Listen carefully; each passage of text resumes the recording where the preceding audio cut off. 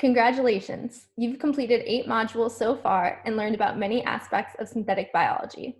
Last, but definitely not least, we'd like to introduce you to iGEM, the synthetic biology competition our team is participating in, and our Science as Art, or SAA, initiative. Before beginning this module, make sure you complete the checklist for module number 9. You should spend about 10 minutes exploring the iGEM website and read about Taiwan's 2016 iGEM project. Once you finish those activities, open the Google form, pause the video, and answer questions 1 and 2 before continuing.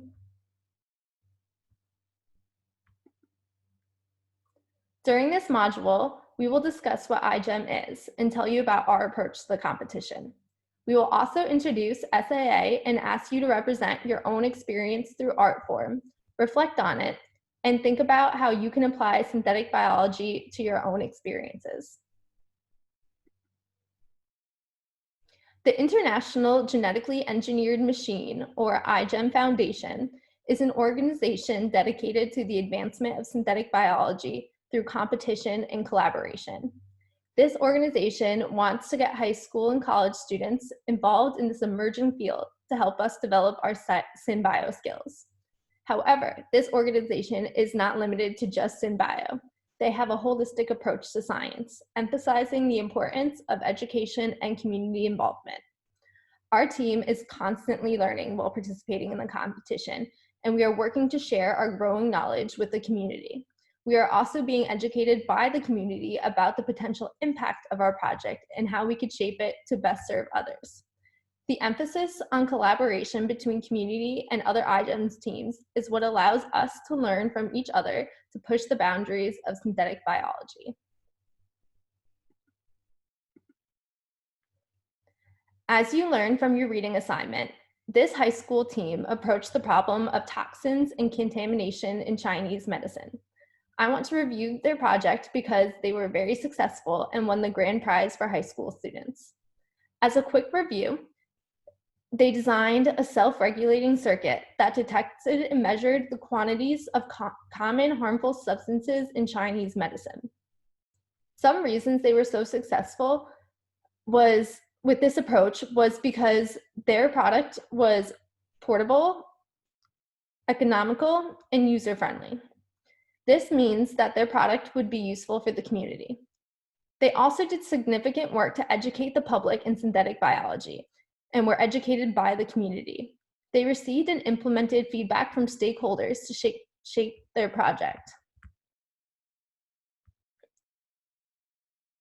In their efforts, they made sure to reach the bronze, silver, and gold medal criteria. If you don't remember how they did so from exploring their website before, you could go back and look under the Achievement tab. This project shows how much potential, even during high school, students have to be successful in science. I'm confident that they start off their project without having a significant amount of SynBio knowledge, but they were able to teach themselves, each other, and learn from advisors and other iGEM community members on how to be successful. Pause the video now and answer question 3 on the Google form before continuing.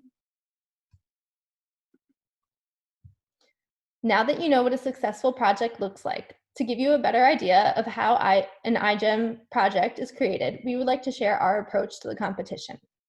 We spent the first 3 months of our project in a brainstorming phase. To pick a project, we first focused on what problem we wanted to solve. We spent weeks researching different papers, looking at the latest approach to problems, and debating on how we could incorporate synthetic biology into the solution. We chose to focus on endometriosis because we have identified the problem of a delayed diagnosis. Briefly, endometriosis is the growth of endometrium-like cells outside of the uterus. On average, women live 7 to 10 years with symptoms before receiving a diagnosis.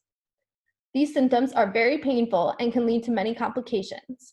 However, the only way to be diagnosed currently is through surgery. Female healthcare is often underexplored, so we saw a lot of potential to improve upon the current standards. This idea fell under the category of diagnostics, but there are many other categories for projects, including energy, environment, food, nutrition, hardware, software, and more. Next, we assign team roles. Each team role identifies a different aspect of the competition that is important to produce a successful project. For example, pictured on top left is our hardware manager, Helen, teaching the other hardware members about Arduino, a microcontrolling system. Helen is in charge of making sure all the hardware has been developed to the best of our ability with the help of her sub-team. Our outreach team, who have been putting together these modules, is pictured in the bottom right. Additionally, our policy and practice manager is another example of a unique role on the team. This role focuses on human practices and approaching the project ethically while integrating the community's feedback into the project. We also have a role specific to facilitating collaboration between other iGEM teams, and of course, a wet lab manager to oversee the synthetic biology portion of our project. Unfortunately, we had to adjust our approach this year due to COVID to a proof of concept for wet lab, but it also allows us to focus more on other aspects of our projects, because as you can see, there are so many roles and different team members that have different responsibilities. All 12 of us have an individual leadership role and are part of many sub-teams. Pause the video and answer question 4 on the Google form before continuing. To help us explain our SIA component of this project, we would like to welcome a special guest, Isabel. Isabel is our team's graphic designer. She also works on the wet lab and modeling teams, helps design our team's wiki page, created our SIA initiative, and more. Isabel, would you mind telling us more about what SIA is and what your inspiration for it was? Okay, yeah, sure. So basically, I grew up in a household where like everything's art. My mom's an artist, my dad's an architecture, my mom is an architect too. So I've been exposed to art my entire life, and I use it a lot to express myself when I can't use words to do it. And then slowly through the years, I realized that art is actually like a universal language, like it's something we can all communicate through. I take ASL too, so that's American Sign Language. And I realized that a lot of the deaf people also use art to express what they feel. And I thought that it would be a really fun way for people to use their art in order to create science through it. So like to draw their own interpretation of science and then present it to other students. But I know that some people associate art with only drawing, but there's so much to it. So it can be any, like a dance movement. I know that someone in our team wants to do a dance for us. And it can be a movie, a film, like a piano playing, or like a instruments, or just like anything that sparks your interest. And then use your own interpretation of science to do what you want, like whatever you want to do or whatever you're feeling in that moment.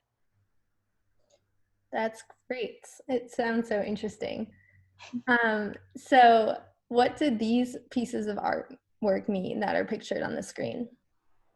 Okay, yeah, sure. So the first one on the left, that one's more like the goddess of like nature, like Mother Nature, basically just like sitting in this, I imagined her sitting in like a field of like grass or something, and then she's like just like letting everything grow inside of her and like expressing that. So like the flowers that surround her, like she's basically made out of wood.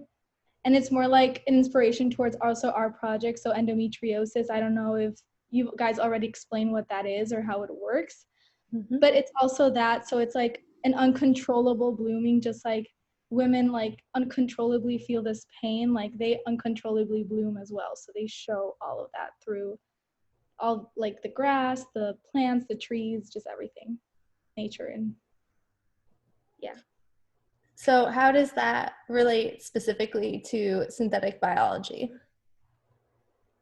So basically what I used was that, so SynBio is like much more than just like technology and science. It's also like environment. Like how do we help the environment? Like what can we do for sustainable energy towards our future, since it's like impacting our daily lives now. So I try to incorporate like the human body and the environment and try to interpretate it like in our endometriosis project. So even though it's not directly seen as endometriosis, it's basically that feeling of like this pain never goes away. It's just like coming and going, just like the plants, they come and go. So sometimes we destroy them, but they grow back. So it encompasses everything. Yeah. So how can the Upward Bound students get involved with science as art? So actually, like, it can be anything you want. So basically, this is a moment for you guys to take science and put your own twist to it. So a lot of schools and a lot of students, they grow up thinking that science and art are like completely opposites and they have nothing to do with each other. But the truth is that they're actually more related than we think. Think about it, like a lot of scientists, they were mad and crazy and they were artists. So the painter from like the Mona Lisa, he was an architect. So he has a lot of like inventions and designs. And he was basically a scientist. So it's very interesting how we need that creativity in order for scientists to come up with like unthinkable ideas and like actually interpret them and make them a reality in society. So I'm giving all of you guys basically the opportunity to take your imagination and put it into science and interpret it in your own way. So what does an Upward Bound student do if they don't feel like they have a lot of artistic skills? Where do they start with this?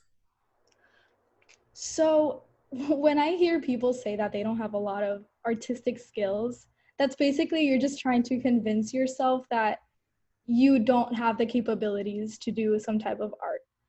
But art is very limitless. It doesn't have to be a drawing and it doesn't have to be a painting. I have a friend who actually wrote her own poem. So that's art because you took your poetry and you expressed what you were feeling in like other words and people can interpret that. So if you feel uncomfortable, maybe drawing a painting because you don't feel like you have the necessary skills to do it, you can still try. But if you want to do something else like a poem or play an instrument that you know how to play or something that you feel is creative and you think has to do with art, then you're more than welcome to do whatever you're feeling. Great. Thanks so much, Isabel, for taking the time to talk to us today. Thank you. During this module, we discussed what iGEM is and told you about our approach to the competition to give you an idea of what it is all about. We also had special guest Isabel introduce SAA. Now that you know more about it, please complete activity number 9. This involves creating your own artwork related to SynBio or artwork representing a biological problem or experience that can be solved or improved with synthetic biology. This can come from your own experiences or the experiences of others. Remember, SynBio can be applied to many different areas, so there is no limit to what you create. Once you have completed the activity, answer the remaining questions in the Google form.